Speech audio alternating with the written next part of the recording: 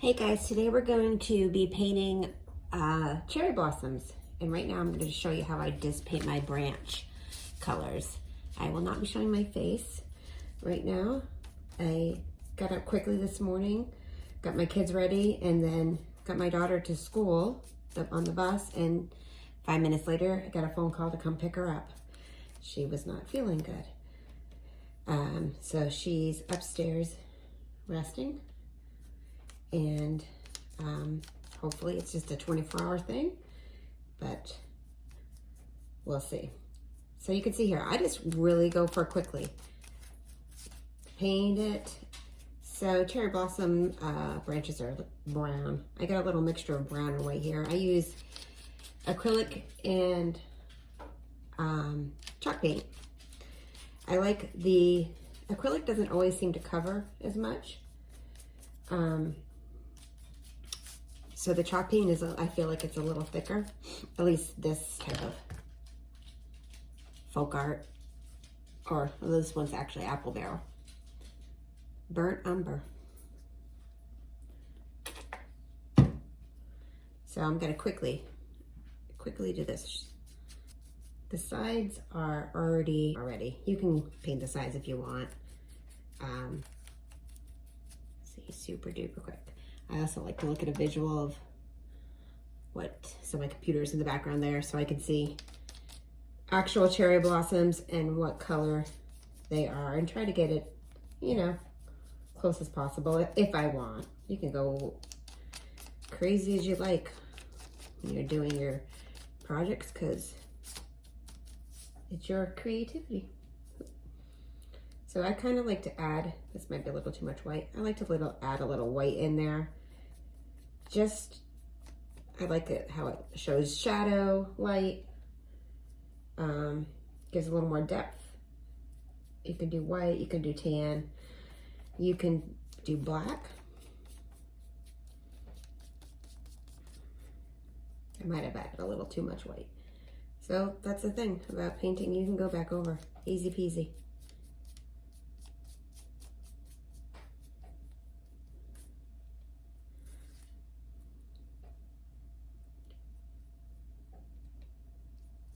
There we go. Then I have my blossoms I'm gonna do next.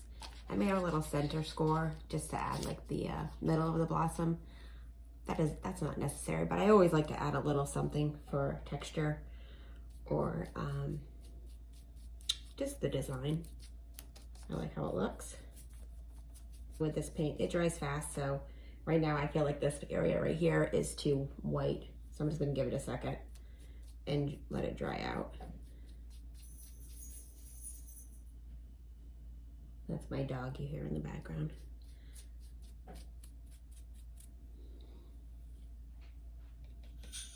Oh, that's his good old sign that he needs to go outside.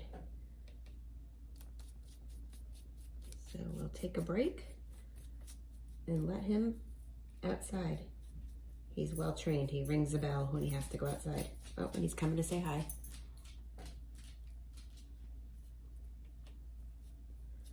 All right, we'll be back. All right, I'm back. I decided to get a little black and add a little black in here. You might not be able to even tell when it's all put together, but it's just what I like to do. Add a little texture to it. Add a little shadow. Oops, I grabbed the white. You make a mistake, you just go over it. No big deal. All right. So my thought, the light hits from above. I'm gonna add a little, just like if you're painting a landscape or something or whatever, you just kind of decide where the light is if you want. Or just go solid brown. It doesn't really matter. This is just a preference. I love painting landscapes, so this is what I do. So, a little texture here. Need a little more of my brown. Like I said, I don't buy anything fancy. I get the paint from Amazon, Walmart, wherever. I actually like the Waverly chalk paint from Walmart. I have not had any problems with it, so I'm happy with that. All right. There we go. Some of this will be, you know, covered by the blossoms anyway, so that's my branch. All right, guys, next we're going to do the cherry blossoms itself. I'm going to start with, I'm just going to go with pinks, 2 different types of pinks. I have a darker pink and a light pink. I'm just going to see what happens. I kind of like to mix my colors together on the brush. Like I dab a little light and dark at the same time. So, you know, cherry blossoms have a variety. Some are pink, white, solid color. So I don't think you can go wrong here. Now I'm going to decide, do I want to paint the edges? Now with like this folk art paint or the Appleware paint, it doesn't really do great on the edges. The paint doesn't really cover it too well. But I just go over a little bit and then I even use a chalk paint because I do think that has more coverage. And go. When it comes to flowers, I kind of like to paint the edges most of the time.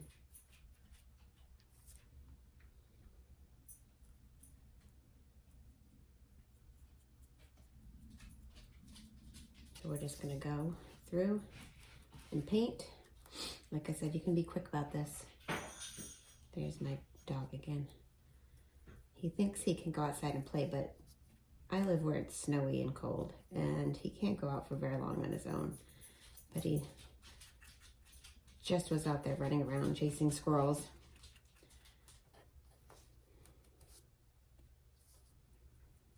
Sometimes I use jewelry pliers to hold my pieces so I don't get paint on my fingers, but yeah, that's what soap's for. I'm not really doing these anything particular. I'm just gonna paint them all, get solid color on there, and then come back and go with texture to decide if I want to go all pink, 2 shades of pink, pink and white.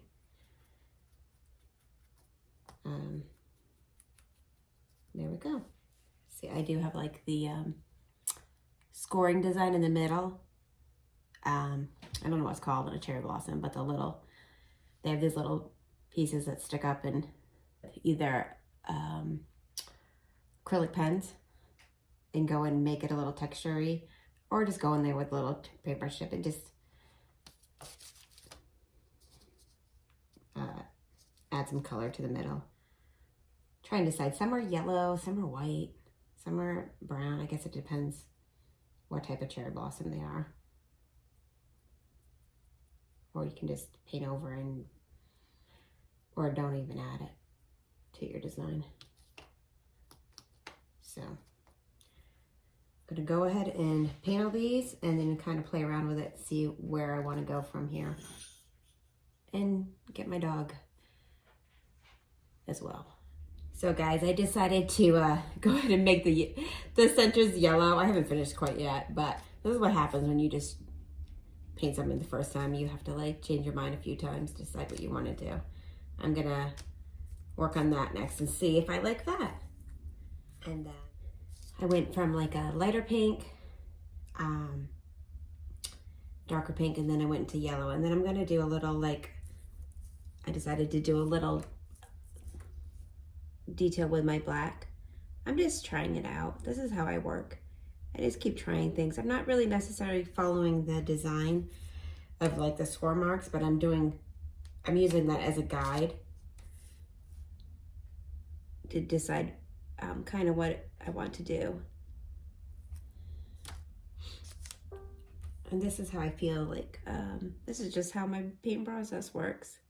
I just do a little bit. All right, decide I don't care for that. Do a little bit more. Scrap that idea. Try again. And then, you know, because this is the first time. I haven't painted these before. So I've decided, so I'm showing you how my brain works. back and forth. Okay. And then next time I might just do it differently. But I kind of like how this, I feel like this is going to look good, in my opinion, from like afar. Even close up, if people are like, oh, we'll see the details. So those are my blossoms. This is my branch. Okay, so how do we want to do this? If you can do anything you want. Make as many blossoms as you want, or as little, because cherry blossoms, like, some trees have a lot, you know, branches, and some have, you know, if you're using it like some, you see like table centerpieces, you'll see like, oh, this one's covered in blossoms and this one isn't. Again, if you watch my videos, I'm probably going to just randomly chat a little bit. But I can play around with this and then glue things where I want. I mean, I think that looks pretty. What do you think? So, and then I would do like multiple of these and put in a vase. Oh, here, I forgot. I have another one here. I could put that one here. However you like. And then if I want, I have some of these shapes. I can paint those to make those look like just buds coming out, which I think is kind of a cool idea. You can just,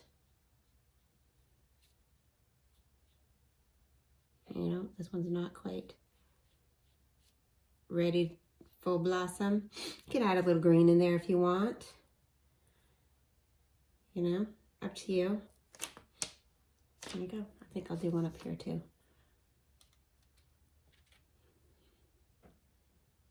Excuse my sniffles. 3 kids. There's always a sniffle in the house. And I also work with children other than my own. Today happens to be my day off. Besides my daughter being home sick, but as you can tell, she's older. She's in middle school, so she's just resting in bed. She's easy when she's not feeling good. Just calls me for, I need some food, I need some water. A little white.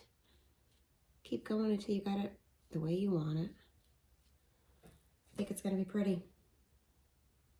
I'm happy with it. There you go. Cherry blossom branch. One last thing I like to use, this is my favorite glue. Titebond 3. Awesome, I've had no issues with it. If it dries, if you get a little too much on, after it dries, you can kind of scrape. Like, you can use like a weeding tool and scrape, you know, scrape it off. But I just do it with a paintbrush and I avoid that. But it's an easy cleanup if I do get a little blob of paint. And love some good old little clamps. Lowe's, Amazon, perfect. Or you just kind of, this you don't have to clamp, but if you want like one that's like a little, you want to be able to move it, clamp it down where you want it clamped. And there you go. I'm going to glue these flowers down and then I will post a finished picture after I'm done. You know, that's how I did mine. And if you like that, let me know. And this is my first video, so I might be a chatty, talking a lot, but that's how probably I'm going to be in my videos. Let me know if you like to see another video. Thank you. Bye.